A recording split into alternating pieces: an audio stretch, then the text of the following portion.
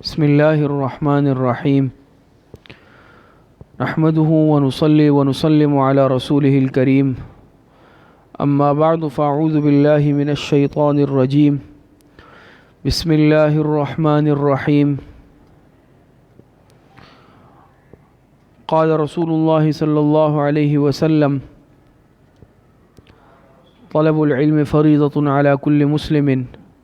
صدق الله العظيم۔ محترم و مکرم و معزز طالبات و معلمات و خواتین،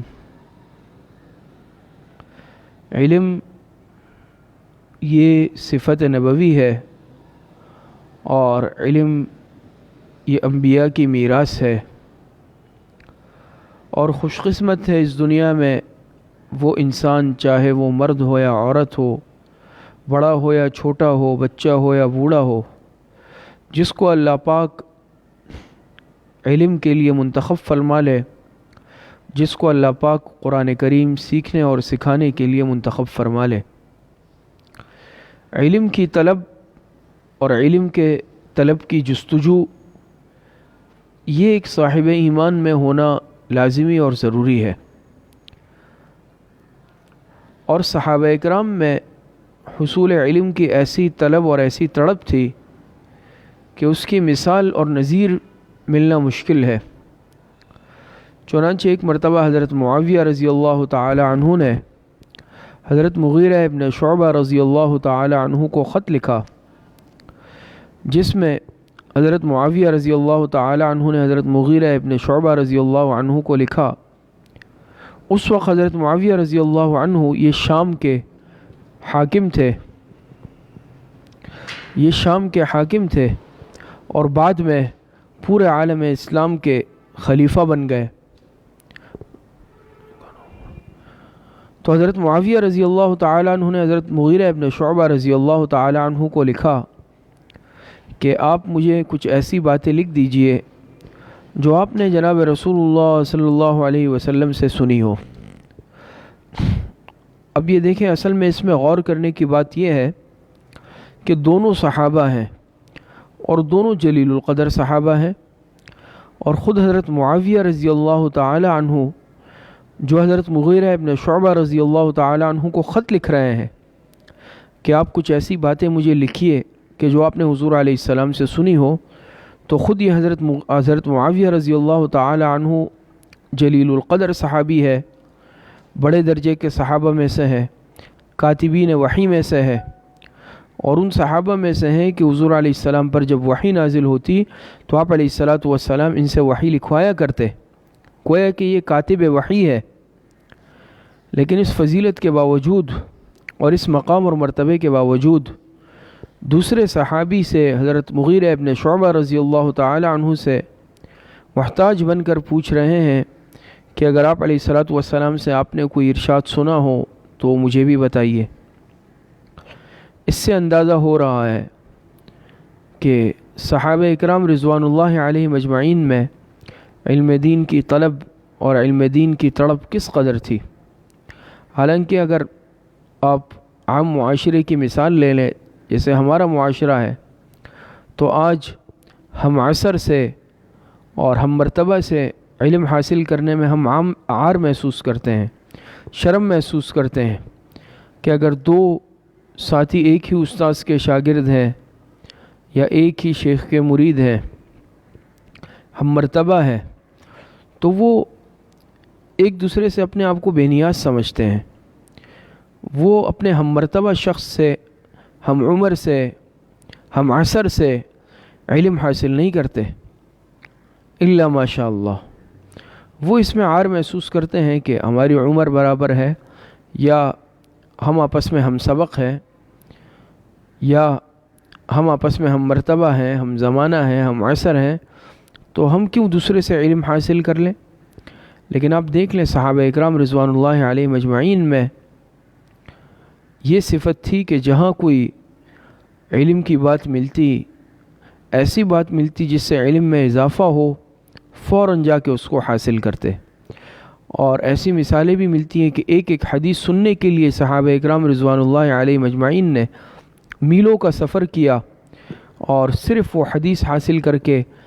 اس حدیث کی سند حاصل کر کے واپس آئے۔ تو یہ وہی شخص کر سکتا ہے جس میں علم کی طلب موجود ہو۔ تو اصل میں میرے عرض کرنے کا مقصد یہ ہے کہ بحیثیت مسلمان کے، حضور علیہ السلام کے امتی کے، ہم بھی اپنے اندر علم کی طلب کو پیدا کریں، علم کی طلب اپنے اندر محسوس کریں، اور چاہے علم کی بات ہمیں کہیں سے بھی ملے بشرطے کہ مستند ذریعے سے ہو، اس کو ہم ضرور حاصل کریں۔ ہمارے فائدے کی بات ہمیں جہاں سے مل رہی ہو، جہاں سے ہمیں دین کا فائدہ پہنچتا ہو، ہم ضرور اس مقام سے، اس جگہ سے اپنے دینی اور علمی فائدے کو حاصل کریں۔ دیکھیں دنیاوی معاملات میں ہم اپنے آپ کو دیکھ لیں کہ دنیاوی معاملات میں ہماری کیا حالت اور کیا صورتحال ہے۔ دنیاوی معاملے میں جہاں سے ہمیں تھوڑی سی بھی مالی فائدے کی امید ہو، کوئی دنیاوی فائدے کی امید ہو، ہم وہاں سے اس فائدے کو حاصل کرنے کی ضرور کوشش کرتے ہیں، ہم وہاں ضرور تعلقات قائم کرنے کی کوشش کرتے ہیں۔ لیکن جہاں ہمیں دینی فائدہ مل رہا ہے، جہاں ہمیں آخرت کے اعتبار سے فائدہ پہنچ رہا ہے، جہاں ہمیں علمی فائدہ پہنچ رہا ہے، اس کو ہم کیوں نظر انداز کر رہے ہیں؟ ہم کیوں اس کی طرف توجہ نہیں دے رہے؟ یہ اس وجہ سے کہ آج ہمارے دل میں علم کے طلب اور علم کی تڑپ موجود نہیں ہے، حصول علم کی جستجو آج ہمارے دلوں میں نہیں ہے۔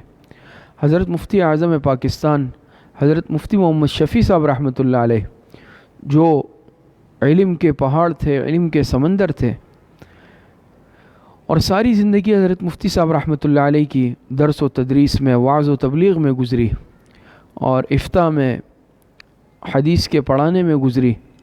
حضرت مفتی محمد شفیع صاحب رحمۃ اللہ علیہ کا قول نقل کیا گیا ہے، فرماتے ہیں کہ میں اگر کہیں جا رہا ہوں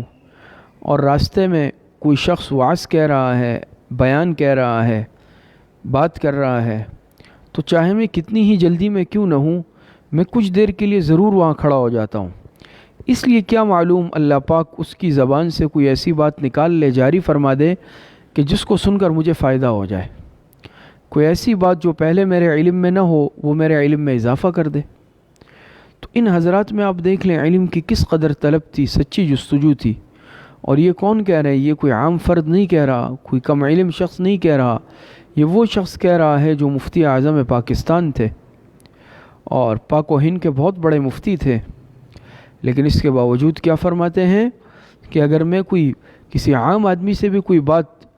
بات کہہ رہا ہو، میں اس کو بھی سنتا ہوں توجہ سے، ہو سکتا ہے میرے فائدے کی کوئی بات مجھے مل جائے۔ اور آج ہم اپنے آپ کو کتنا بے نیاز کیے ہوئے پھر رہے ہیں۔ آج اگر کوئی ہمیں کہے کہ فلاں جگہ اصلاحی بیان کی مجلس ہے، فلاں جگہ وعظ و نصیحت کی مجلس ہے، فلاں جگہ قرآن کریم سکھانے کی مجلس ہے، فلاں جگہ تفسیر قرآن کی مجلس ہے، تو ہم استغنا اور بے طلبی کا مظاہرہ کرتے ہیں۔ اول تو ہم یہ سمجھتے ہیں کہ بھئی ہمیں اس کی ضرورت ہی نہیں ہے، ہمیں سب آتا ہے، ہم پڑھے ہوئے ہیں، بیانات ہم نے بہت سنے ہیں۔ تو یہ استغنا اسی وجہ سے کیا ہے، پھر انسان کے اندر جب بے طلبی ہوتی ہے، طلب نہیں ہوتی، تڑپ نہیں ہوتی، انسان کو علم حاصل نہیں ہوتا۔ جب علم حاصل نہیں ہوتا، عمل کی توفیق بھی نہیں ہوتی۔ تو یہ یاد رکھیں کہ اپنی زندگی کے اوقات کو قیمتی بنا لے، اپنے اندر علم کی طلب کو اور علم کی تڑپ کو پیدا کر لے، اور اس طلب کی ایسی برکات ہوتی ہے۔ ہمارے بزرگوں نے، مشائخ نے لکھا ہے، جب کوئی شخص طالب بن کر جائے، اس کے اندر علم کی طلب ہو، تو پھر سامنے اگر استاذ ہے تو اس طلب والے شاگرد کی وجہ سے اللہ پاک استاذ کے دل میں علوم ڈال دیتے ہیں، استاذ کی زبان پر اللہ پاک ایسی باتیں جاری فرما دیتے ہیں جس سے اس شاگرد کو فائدہ پہنچ جاتا ہے۔ کوئی اگر وعظ و بیان کی مجلس میں جائے لیکن طالب بن کر جائے، تو اس طلب کی برکت سے اللہ پاک اس وعظ والے کی زبان پر جو ہے قیمتی نصائح جاری فرما دیتے ہیں، اور ایسی باتیں جاری فرما دیتے ہیں جس سے سننے والوں کو فائدہ پہنچ جائے۔ خود حضرت تھانوی رحمۃ اللہ علیہ اپنی مجلس سے متعلق فرماتے ہیں کہ بعض دفعہ میری مجلس میں کوئی بندہ طالب بن کر آتا ہے، اور حضرت تھانوی رحمۃ اللہ علیہ فرماتے ہیں کہ طالب بن کر جانے والے کی وجہ سے اللہ پاک کہنے والے کے دل میں وہ بات ڈال دیتے ہیں، اور بعض دفعہ کیا ہوتا ہے، ایک انسان کے دل میں طلب ہے کہ بیان کرنے والا، وعظ کرنے والا یا درس دینے والا، تدریس کرنے والا استاذ وہ اس فلاں مسئلے کو بیان کر دے، یا بیان میں ہی بعض دفعہ ہوتا ہے انسان چاہتا ہے کہ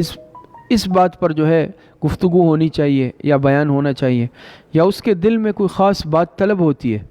تو اللہ پاک کا کرنا کیا ہوتا ہے کہ اس کی طلب کے مطابق اللہ پاک اس کہنے والے کے دل میں وہ بات ڈال دیتے ہیں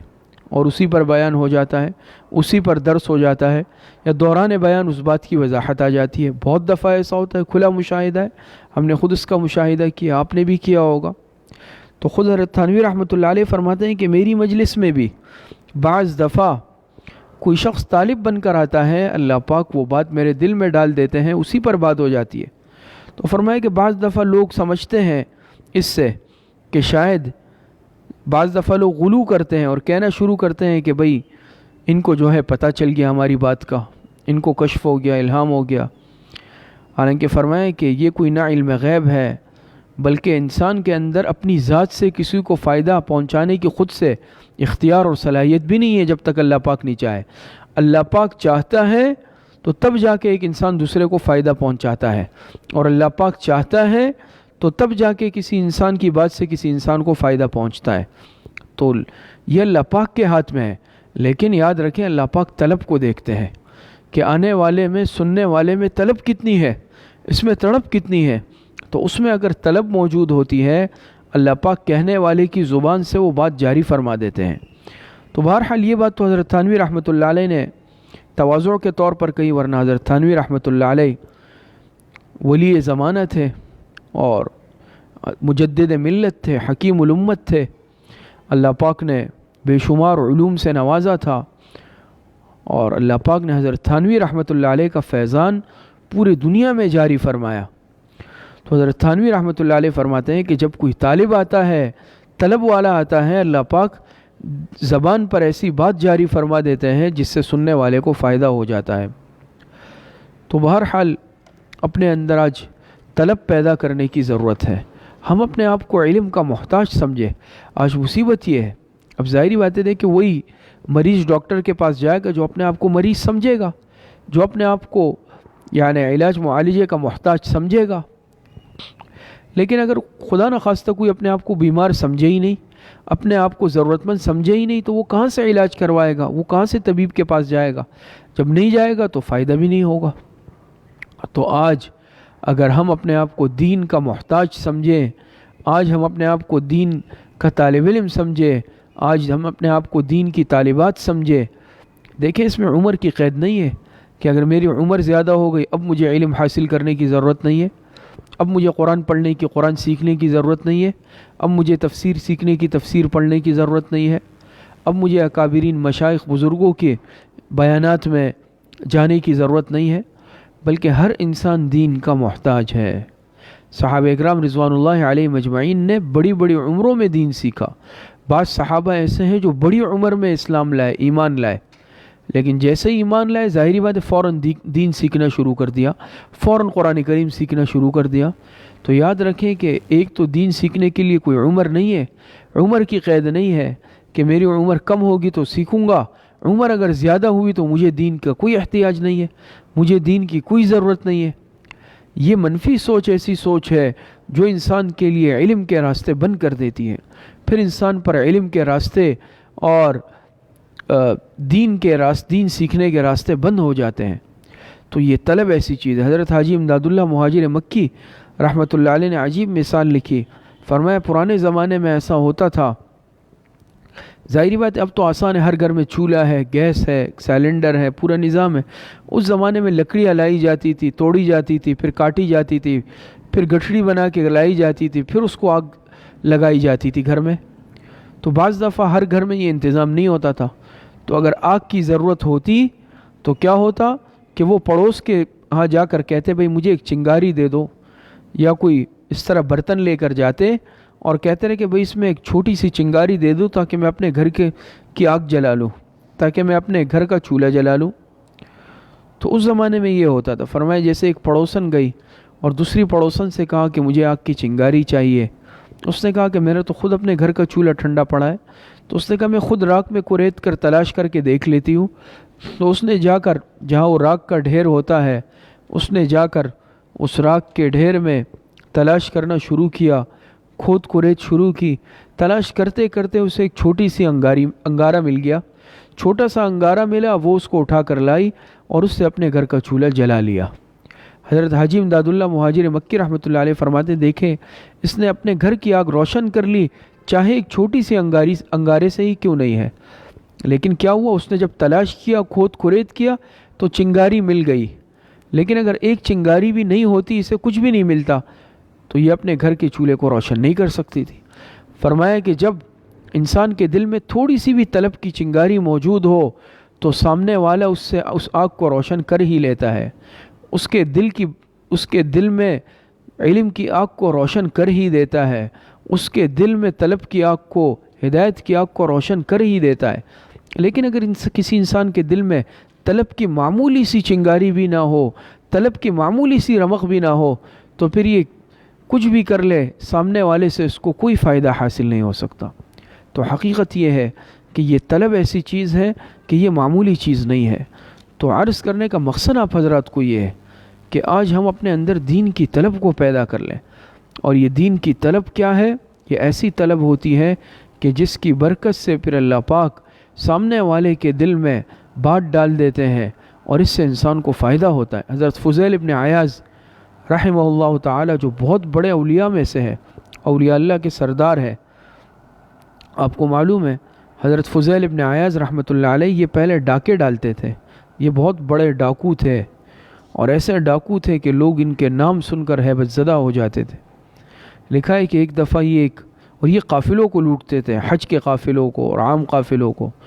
اور اتنی ان کی ہیبت تھی کہ لوگ کہتے تھے کہ یہ فضیل ڈاکو کا علاقہ ہے، یہاں سے جلدی گزرو، ایسا نہ ہو کہیں ہمیں آ کے لوٹ لے. لوگوں پر ان کی دھاک بیٹھی ہوئی تھی. تو ایک مرتبہ یہ کہیں گھر میں ڈاکہ ڈالنے گئے اور گھر میں جا کے انہوں نے وہاں پر ڈاکہ ڈالنے کے لیے جب کمند لگائی، جیسے کمند لگاتے ہیں چڑھنے کے لیے، تو جب یہ اس گھر کے قریب پہنچے تو اندر جو گھر والے تھے وہ رات کو اللہ پاک کے سامنے تلاوت کر رہے تھے، قرآن کریم پڑھ رہے تھے اٹھ کر رات کے آخری پہر. اور وہ قرآن کریم کی یہ آیت اس وقت پڑھ رہے تھے، أَلَمْ يَأْنِ لِلَّذِينَ آمَنُوا أَن تَخْشَعَ قُلُوبُهُمْ لِذِكْرِ اللَّهِ وَمَا نَزَلَ مِنَ الْحَقِّ. یعنی قرآن کریم کی جو یہ آیت ہے جس میں اللہ پاک فرماتے ہیں أَلَمْ يَأْنِ لِلَّذِينَ آمَنُوا، کیا ایمان والوں کے لیے اب بھی وہ وقت نہیں آیا، أَن تَخْشَعَ قُلُوبُهُمْ لِذِكْرِ اللَّهِ، کہ ان کے دل اللہ پاک کے ذکر سے، اللہ پاک کے ذکر سے نرم پڑ جائے، پسیج جائے، نرم ہو جائے. وَمَا نَزَلَ مِنَ الْحَقِّ، اور اللہ پاک نے جو حق بات نازل فرمائی ہے اس کے آگے وہ اپنے آپ کو کیا کر لے، سر تسلیم خم کر لے کہ اب بھی وہ وقت نہیں آیا. تو جب یہ آیت سنی حضرت فضیل ابن عیاض رحمۃ اللہ علیہ نے، ان کے دل میں انقلاب برپا ہو گیا. حالانکہ عام یعنی انداز میں پڑھ رہے تھے، قرآن کریم کی آیت پڑھ رہے تھے، انہوں نے شاید یہ آیت پہلے بھی پڑھی ہو، سنی ہو، لیکن بس اللہ پاک نے ایک ایسا اثر ڈال دیا اس پڑھنے والے کے پڑھنے میں کہ انہوں نے جب یہ آیت سنی اور دل میں ایسا اثر ہوا، فوراً اپنے اس ڈاکہ زنی سے اور اپنے ان اعمال سے توبہ کر لی، توبہ تائب ہو گئے، یہاں تک کہ ولایت کے مقام پا لیا، ولایت کے درجے تک پہنچ گئے، اللہ پاک کے ولی بن گئے. تو کچھ معلوم نہیں کس کی زبان سے کس وقت کیا کلمہ نکل جائے، اور وہ ایک کلمہ انسان پر ایسا اثر کر لے کہ جس کی وجہ سے انسان کی زندگی میں انقلاب آ جائے، اس کی وجہ سے انسان کی زندگی بدل جائے. فارسی کا مشہور مقولہ ہے، کہتے ہیں از دل خیزت بر دل ریزت، کہ جو بات دل سے نکلتی ہے وہ دل پر اثر کرتی ہے. تو جب انسان دل سے بولتا ہے، دل سے کہتا ہے، تکلفات سے پاک، ریاکاری سے پاک، اللہ کی رضا کے لیے، پھر اللہ پاک اس بات میں اثر ڈال دیتے ہیں، وہ سامنے والے کے دلوں پر اثر کرتی ہے.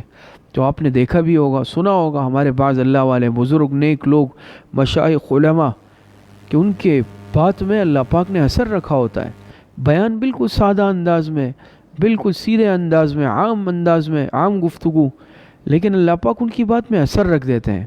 جیسے اس کی زندہ مثال ہمارے شیخ، ہمارے مرشد، محبوب العلماء والصلحاء حضرت مولانا پیر ذوالفقار احمد نقشبندی صاحب دامت برکاتہم العالیہ، ان کے بیانات آپ نے سنے ہوں گے، اور الحمدللہ ہماری خوش قسمتی ہے، ہماری سعادت ہے۔ آپ کو معلوم ہوگا کہ چند دن قبل یہ منگل والے دن، یہ جو ابھی منگل گزرا ہے، بروز منگل بعد نماز عشاء، حضرت پیر ذوالفقار صاحب دامت برکاتہم ہمارے مسجد تشریف لائے، شہزادہ مسجد، اور حضرت نے تقریباً 2 گھنٹے بخاری شریف کا درس دیا، اور کتاب العلم کی پہلی حدیث کا طلباء کو درس بھی دیا۔ 2 گھنٹے حضرت نے اس پر انتہائی عالمانہ گفتگو فرمائی، اور ایک ایک بات میں ایسا اثر تھا کہ بات ان کی سیدھی دل میں اترتی تھی، حالانکہ سادہ انداز میں اور عام انداز میں نرم گفتگو، لیکن اللہ پاک ان اللہ والوں کی باتوں میں زبان پر ایسا اثر رکھ دیتے ہیں کہ انسان کے دل پر وہ بات اثر کرتی ہے۔ اسی طریقے سے ہمارے اور بزرگ مشائخ اللہ والے نیک لوگ ان کی باتوں میں بات بالکل سادہ انداز میں کریں گے، لیکن کیا ہوگا، ان کی بات میں اللہ پاک اثر رکھ دیتے ہیں۔ تو یہ حضرت شیخ عبد القادر جیلانی رحمۃ اللہ علیہ کا واقعہ لکھا ہے کہ حضرت شیخ عبد القادر جیلانی رحمۃ اللہ علیہ کے بیٹے علم حاصل کر کے آئے، عالم بن گئے، نوجوان بالکل۔ تو حضرت شیخ عبد القادر جیلانی رحمۃ اللہ علیہ کی مجلس ہوتی تھی، جس میں وہ طالبین سے اور سالکین سے گفتگو فرماتے تھے، وعظ و نصیحت فرماتے تھے۔ تو جب بیٹے علم حاصل کر کے آئے، عالم دین بن گئے، انہوں نے بیٹے سے کہا کہ بیٹا آج آپ بیان کرنا بیٹھ کر۔ تو بیٹا نیا نیا علم حاصل کر کے آیا تھا اور بیٹھ کر بیان شروع کیا، اور کافی دیر تک علمی نکات بیان کیے اور بڑے جوش و جذبے سے تقریر کی، لوگوں کے سامنے بیان کیا، لیکن کسی پر اثر نہیں ہوا، سب بس سنتے رہے۔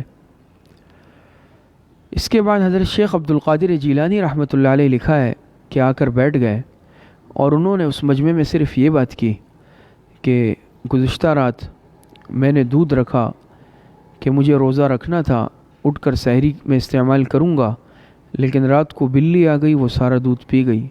یہ سننا تھا کہ مجمع میں چیخ و پکار اور رونا شروع ہو گیا،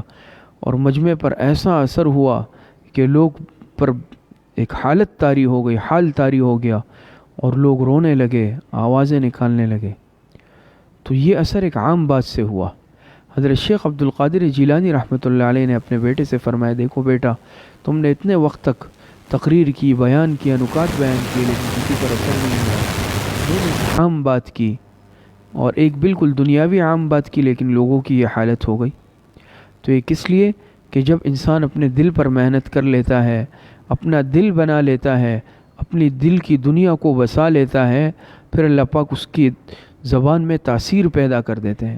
لیکن آج کیا ہے، ہم نے اپنے دل کی دنیا کو ویران کر دیا ہے، ہم نے اپنے دل کی دنیا کو اجاڑ دیا ہے، جس کی وجہ سے کیا ہے، آج ہماری بات میں وہ اثر موجود نہیں ہے۔